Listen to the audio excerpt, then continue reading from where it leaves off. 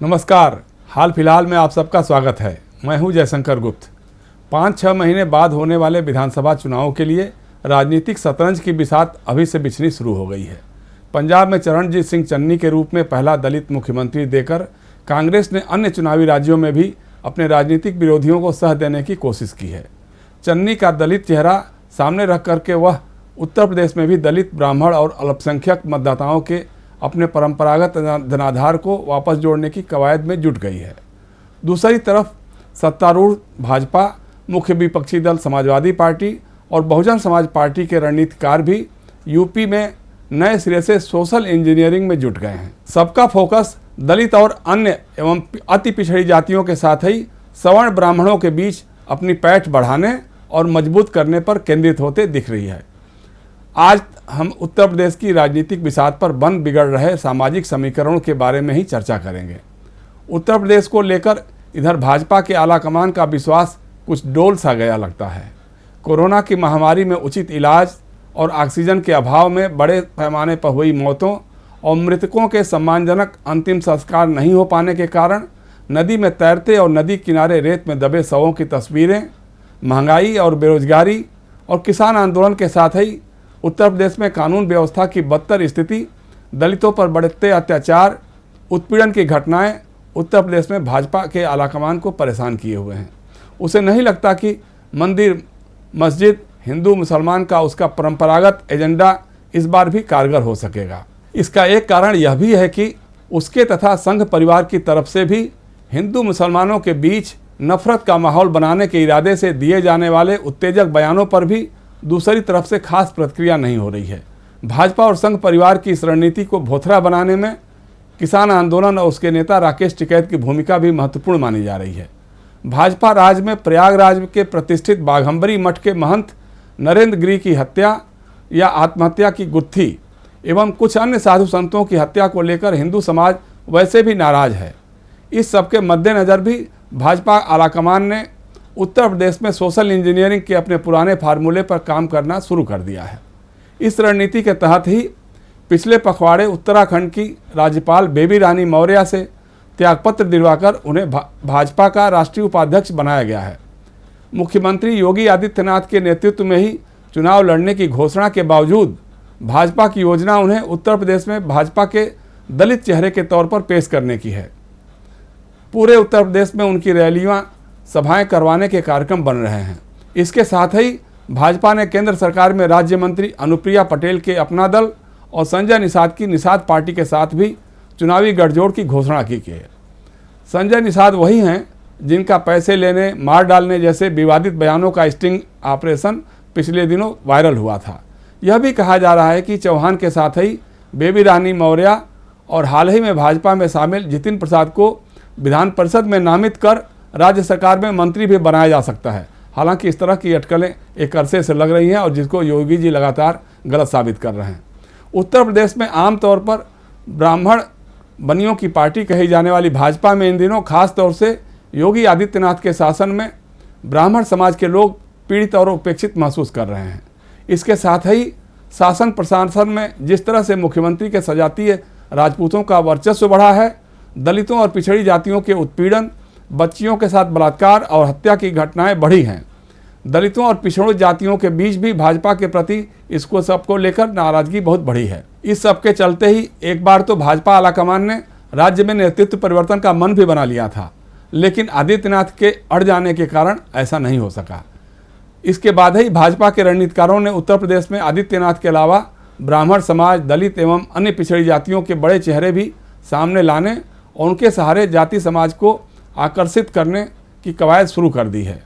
अभी तक भाजपा की सोशल इंजीनियरिंग गैर जाटव दलित एवं गैर यादव पिछड़ी जातियों के बीच पैठ बढ़ाने पर केंद्रित रही है। पिछले कुछ चुनावों में उसे इसका राजनीतिक डिविडेंड भी मिलता रहा है। भाजपा की रणनीति अब दलितों में भी सबसे अधिक जाटव यानी चमार आबादी पर फोकस कर बसपा सुप्रीमो मायावती के परंपरागत जनाधार में सेंध लगाने की लगती है। इसीलिए जाटव समाज की बेबी रानी मौर्य को आगे किया जा रहा है। केंद्र सरकार में मंत्री भूपेंद्र यादव के सहारे कुछ यादव चेहरों को भी सामने लाकर सपा और अखिलेश यादव के साथ लामबंद माने जाने वाले यादवों के बीच भी सेंध लगाने की कोशिश हो सकती है। भाजपा के रणनीतिकारों को लगता है कि लाख नाराजगी के बावजूद ब्राह्मण और बनिए बड़े पैमाने पर भाजपा के साथ ही बने रहेंगे। लेकिन भाजपा की यह चुनावी रणनीति कितनी कारगर होगी, इसका फैसला तो चुनावी नतीजे ही कर सकेंगे। उत्तर प्रदेश में ब्राह्मण, दलित और अल्पसंख्यक कभी कांग्रेस के परंपरागत जनाधार रहे हैं, लेकिन 1980 के दशक के अंतिम वर्षों में राम जन्मभूमि मंदिर आंदोलन के क्रम में ब्राह्मण भाजपा तथा अल्पसंख्यक मुसलमान समाजवादी पार्टी के करीब होते गए। उसी दौर में कांसीराम के वामसेफ आंदोलन और मायावती के साथ मिलकर उनकी बहुजन राजनीति और बहुजन समाज पार्टी के राजनीतिक परिदृश्य पर तेजी से उभरने के बाद उत्तर प्रदेश में दलित और खासतौर से जाटव बड़े पैमाने पर उनके साथ जुड़ते गए।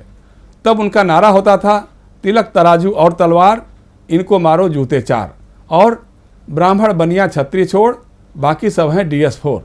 इस दलित जनाधार के बूते ही मायावती उत्तर प्रदेश में 4 बार मुख्यमंत्री बनी और प्रधानमंत्री के बनने के सपने भी देखने लगीं। 2007 के विधानसभा चुनाव से पहले मायावती ने सवर्ण, ब्राह्मण, दलित और अल्पसंख्यक मतदाताओं के जनाधार पर काबिज होने की गरज से अपनी रणनीति में बदलाव किया। खास तौर से ब्राह्मणों को साधने की गरज से उन्होंने भाईचारा सम्मेलन शुरू किए। इस सोशल इंजीनियरिंग ने गजब का असर दिखाया और उन्होंने विधानसभा के चुनाव में 30.43% वोटों के साथ 206 सीटें हासिल कर पूर्ण बहुमत की सरकार बनाई। 2009 के लोकसभा चुनाव में भी बसपा 27.4% वोटों के साथ 21 सीटें जीतने में कामयाब रही। लेकिन साल 2012 में और उसके बाद भी उनके सोशल इंजीनियरिंग की चमक फीकी पड़ती गई। उनका जनाधार भी छिन्न भिन्न होते गया। सबसे बड़ा झटका उन्हें 2014 के लोकसभा चुनाव में लगा, जब यूपी में बसपा को 20% वोट तो मिले, लेकिन सीट एक भी नहीं मिली। 2017 के विधानसभा चुनाव में 23% वोट के साथ बसपा को सिर्फ 19 सीटें मिली, जिनमें बगावत के बाद अब सिर्फ 7 ही बचे रहेंगे। 2019 के लोकसभा चुनाव में सपा के साथ चुनावी तालमेल से उसे 10 सीटें मिली, लेकिन सपा से चुनावी तालमेल तोड़ लेने के बाद अब यकीनी तौर पर नहीं कहा जा सकता कि उनमें से कितने मन से उनके साथ रह गए हैं। अब एक बार फिर से मायावती ब्राह्मणों की ओर रुख कर रही हैं। उनके सिपाहसालार कहे जाने वाले राज्यसभा सांसद सतीश मिश्रा ब्राह्मण समाज को वापस बसपा से जोड़ने के इरादे से ब्राह्मण बौद्धिक सम्मेलन करवा रहे हैं। लेकिन सबसे बड़ा सवाल यही है कि जिस दलित समाज को अपना कोर वोट मानकर बसपा यह प्रयोग कर रही है, क्या वह पूरी तरह से उसके साथ है? सच तो यह है कि उत्तर प्रदेश हो या देश के किसी अन्य हिस्से में दलितों पर होने वाले अत्याचार, उत्पीड़न, दलित बच्चियों के साथ बलात्कार की घटनाओं को लेकर मायावती और उनकी बसपा कभी भी आक्रामक और आंदोलित होते हुए नहीं देखी गई। जुलाई 2017 में उन्होंने यह कहते हुए राज्यसभा से इस्तीफा दे दिया था कि अब वह दलित उत्पीड़न के खिलाफ संसद छोड़कर सड़क पर उतरेंगी, लेकिन जमीनी स्तर पर ऐसा कुछ देखने को नहीं मिला। केंद्र में हो या यूपी में, सत्तारूढ़ भाजपा के प्रति उनके नरम रुख के कारण भी दलित समाज के लोग उनसे कटते गए। अपने इस परंपरागत दलित जनाधार को एकजुट रखने और उसे विस्तार देने की गरज से ही उन्होंने पंजाब में अकाली दल के साथ चुनावी गठजोड़ किया। सत्ता मिलने पर किसी दलित को उप मुख्यमंत्री बनाने की घोषणा भी की गई, लेकिन कांग्रेस ने पंजाब में एक दलित को मुख्यमंत्री बनाकर उनकी इस चुनावी रणनीति और वादे की भी हवा निकाल दी है। इस बीच मायावती के ही जाटव समाज के युवा नेता चंद्रशेखर की आज़ाद समाज पार्टी पहली बार चुनाव मैदान में उतरने जा रही है। बड़े पैमाने पर दलित और ख़ास तौर से पढ़े लिखे दलित युवा उनके आक्रामक तेवरों के कारण उनकी तरफ आकर्षित भी हो रहे हैं। अभी यह तय नहीं है कि वह किस दल या गठबंधन के साथ मिलकर चुनाव लड़ेंगे। उनकी बातचीत कांग्रेस के साथ, सपा और लोकदल के गठबंधन के साथ भी हो रही है। राजनीतिक प्रेक्षकों का मानना है कि अगर उनका अखिलेश यादव की सपा और जयंत चौधरी के लोकदल के साथ चुनावी गठजोड़ हो गया और कांग्रेस भी इस गठजोड़ का हिस्सा बन गई, तो यह बसपा के साथ ही भाजपा के लिए भी बहुत भारी पड़ सकता है। कांग्रेस के साथ दिक्कत यही है कि उसके पास इस समय उत्तर प्रदेश में न तो कोई ठोस संगठन है और न ही कोई ऐसा नेता जिसकी पूरे उत्तर प्रदेश में पहचान हो। जिस प्रियंका गांधी के नाम पर यूपी का चुनाव लड़ने की बात कही जा रही है, उन्होंने अभी तक इस बात के ठोस संकेत नहीं दिए हैं कि वह यूपी में अपनी राजनीति को लेकर बहुत गंभीर हैं। कुछ दिन यूपी में सक्रिय रहने के बाद वह अचानक गायब सी हो जाती हैं। जितिन प्रसाद के बाद पीढ़ी दर पीढ़ी कांग्रेस के साथ रहे कमलापति त्रिपाठी के प्रपौत्र ललितेश पति त्रिपाठी के भी कांग्रेस से नाता तोड़ लेने के बाद यूपी में कांग्रेस की हालत और भी पतली हो गई है। समाजवादी पार्टी और अखिलेश यादव को उत्तर प्रदेश में भाजपा और योगी आदित्यनाथ के विकल्प के रूप में देखा जा रहा है। उनके साथ उनके जातिगत यादव और अल्पसंख्यक मतदाता पूरी तरह से लामबंद बताए जा रहे हैं। अन्य पिछड़ी और अति पिछड़ी जातियों में भी उनका समर्थन इधर कुछ बढ़ा है। सपा के प्रदेश अध्यक्ष नरेश उत्तम पटेल पूरे उत्तर प्रदेश में यात्रा कर अपने सजातीय पटेल कुर्मी किसानों को सपा के साथ जोड़ने में लगे हैं। चाचा शिवपाल सिंह यादव के साथ अखिलेश यादव की अनबन खत्म सी हो गई लगती है। सपा और उनकी प्रसपा के बीच चुनावी गठजोड़ हो जाने की बात भी कही जा रही है। इसके साथ ही जयंत चौधरी के राष्ट्रीय लोकदल, केशव देव मौर्य के महान दल, संजय चौहान की जनवादी पार्टी के साथ भी सपा का चुनावी गठबंधन हो गया है। चंद्रशेखर की आज़ाद समाज पार्टी के साथ भी उनके चुनावी गठजोड़ की बात चल रही है। ओम प्रकाश राजभर की सुहेल देव भारतीय समाज पार्टी के साथ भाजपा की बात नहीं बन पाने की स्थिति में उनके भी इसी गठजोड़ के साथ आने की बात कही जा रही है। राजनीतिक प्रेक्षकों का मानना है कि किसान आंदोलन और उसके नेता राकेश टिकैत का समर्थन भी इसी गठजोड़ को मिल सकता है। इस बीच भाजपा और बसपा से नाराज दलित एवं अन्य पिछड़ी जातियों के कद्दावर नेता भी अखिलेश यादव के साथ जुड़ते हुए नजर आ रहे हैं। विधायक दल के नेता और प्रदेश बसपा के अध्यक्ष रहे लालजी वर्मा कुर्मी और रामअचल राजभर की अखिलेश से बात हो गई है।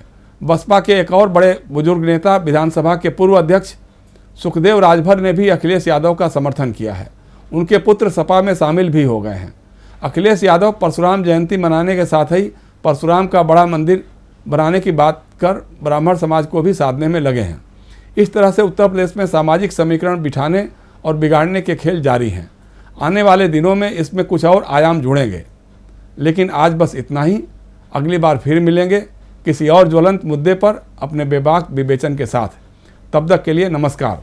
और हाँ, अगर हमारे वीडियो आपको पसंद आ रहे हों तो कृपा कर लाइक और शेयर का बटन ज़रूर दबाएं। चैनल को सब्सक्राइब भी करें तो मुझे अत्यधिक प्रसन्नता होगी। धन्यवाद।